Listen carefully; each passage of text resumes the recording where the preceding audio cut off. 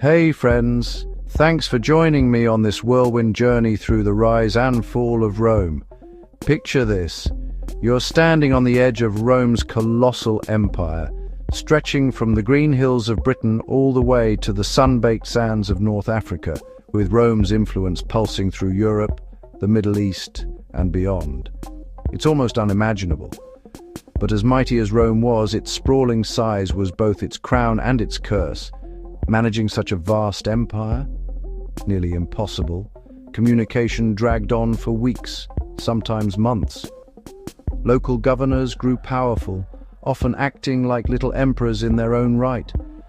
And when trouble brewed on the borders, Rome's response was always one step too late. But the real rot set in at the top. Rome was plagued by political chaos, emperors coming and going faster than you can say Veni, Vidi, Vici, assassinations, betrayals, civil wars.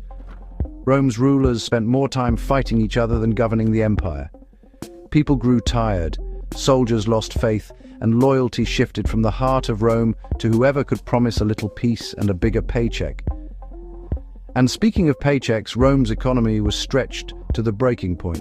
Massive armies, never-ending taxes, and a reliance on slave labor started to drag the empire down. Inflation soared, farms failed, and trade routes that once brought silk and spices now brought only bad news. The rich got richer, the poor struggled, and people started to lose faith in the whole system. Now, Rome's army was legendary, but even legends can stumble. Fewer Romans signed up to serve, so mercenaries from far-off lands filled the ranks. But mercenaries fight for money, not for Rome. And with wars raging on every border, the army was stretched thin. Invaders like the Germanic tribes and the Huns kept coming, chipping away at Rome's defenses.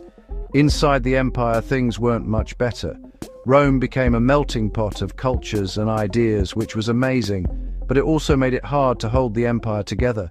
Old Roman values faded, replaced by luxury, comfort, and a growing sense that someone else would handle the hard work. Then came the invasions.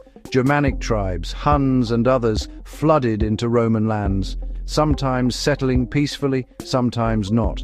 The empire was battered from all sides, and each attack left it weaker than before. To try and keep things together, Rome split into East and West. The East survived as Byzantium, but the West, it just couldn't keep up.